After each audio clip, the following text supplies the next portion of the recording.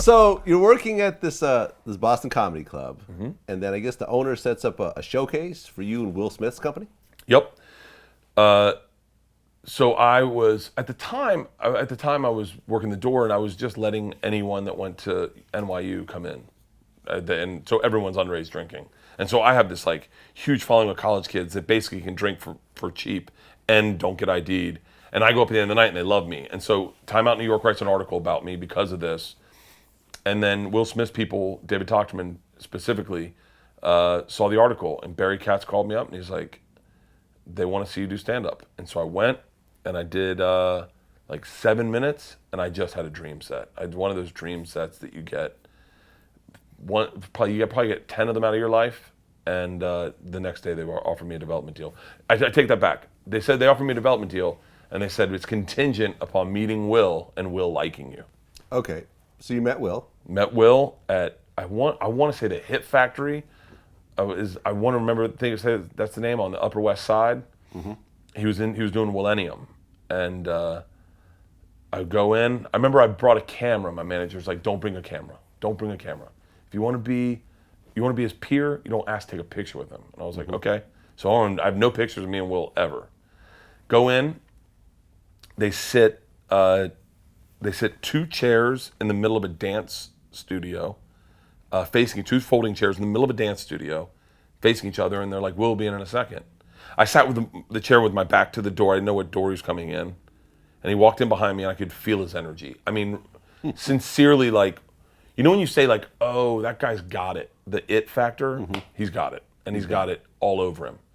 He walks in, gives me a hug. All I remember him saying is "one love." At the time, I don't know if he still says it, but he's saying that to everyone. "One love, one love."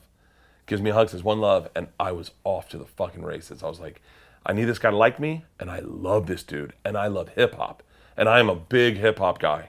So I just went, and then I was like, and even if he doesn't like me, I'm gonna find out all the questions of the shit I really want to know.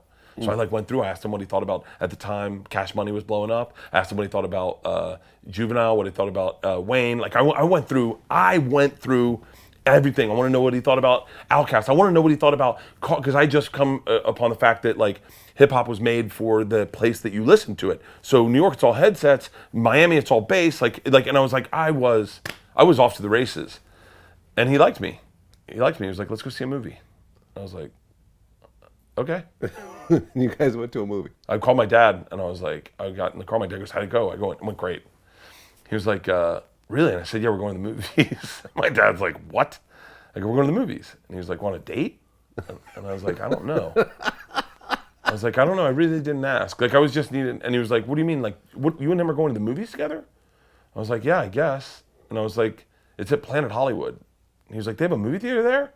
I was like, "Dad, I don't know. Maybe we'll go get lunch there and dinner, and then we'll go to the movies." And he was like, "Oh, buddy, he's trying to fuck you." I was like, I go, "What?" And he goes, "Listen, this is very popular in Hollywood. These guys have had so much pussy, they get tired of it. And so they're trying to turn out young boys. That's the only thing that really excites them, is watching the look in your eyes when you have to suck your first dick." And I was like, "Are you being serious?" He goes, "No, I mean, I've heard about it. I'm not sure that's what this is. I just want to warn you. Look, you're my only son.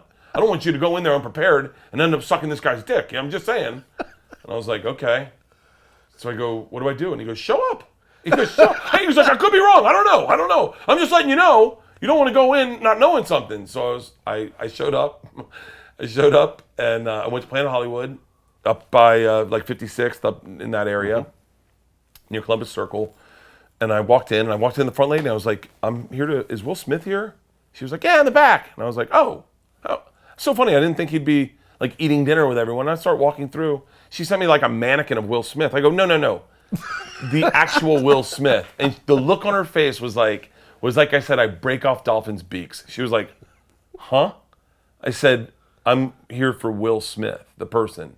She was like, "Hey man, celebrities don't hang out at Planet Hollywood." And I was like, am I getting punked? At least in my head, I'm like, at least I'm not fucking anybody, right? So I go, "Is it cool if I wait?" And she was like, "Yeah, you can wait all you want." And so I sat in the lobby of Planet Hollywood, like in a little waiting room, for like 10 minutes maybe. And then all of a sudden this door behind me opens up, and this 6'5", 350-pound black dude named Charlie Mack sticks his head out, and he's like, "You Bert?" I was like, yeah. And he goes, downstairs. So I'm like, oh, shit. So I follow. I'm thinking, I got to fuck this guy, too. This is going to be a long fucking night. Jesus Christ. So I get downstairs, and it's 10 black dudes, all in a small room, probably the same size as this, with curtains all around it, and a folding table in the center. And I'm looking, and I'm like, oh, my God, I'm going to fuck these 10 black dudes, Will, Charlie Mack. I know he's bringing Jazzy Jeff. That's 13 black. I'm fucking a lot of dudes tonight. Like in my head, I'm like, if this is a scenario, I am screwed. And I just sit with my back against the curtain, and I don't make eye contact, and I just kind of like no one's talking to me. They're talking to each other, and I'm just waiting. And then Will Smith shows up with Jazzy Jeff. I swear to God, with Jazzy Jeff, with the fucking glass. It's Jazzy Jeff from the fucking Fresh Prince of Bel-Air, right? Right. Comes in and he's like, hey, this is Bert. And everyone's like, oh, he's like, this is the guy I was telling you about. And they're like, oh, okay. And they all start walking. I'm like, all right, here we go. I'm sucking dicks first. And then the curtains behind me open, and there's a private movie theater. And Will's like, grab us 2 seats. What do you want to drink? And I was like, what are you getting? He was like, Long Island iced tea. And I was like, I'll take one too. He's like, you like shrimp? I was like, I love shrimp. He's like, okay. And he's like, get us a bunch of shrimp and a couple Long Island iced teas. He was like, have you seen American Pie yet? I said, no. And he goes, that's what we're watching. And I was like, oh, okay. And in my head, I'm like, this turned really fun. Like, so we sat and watched American Pie, and I didn't know, I was uncomfortable because I didn't know if he was judging my sense of humor.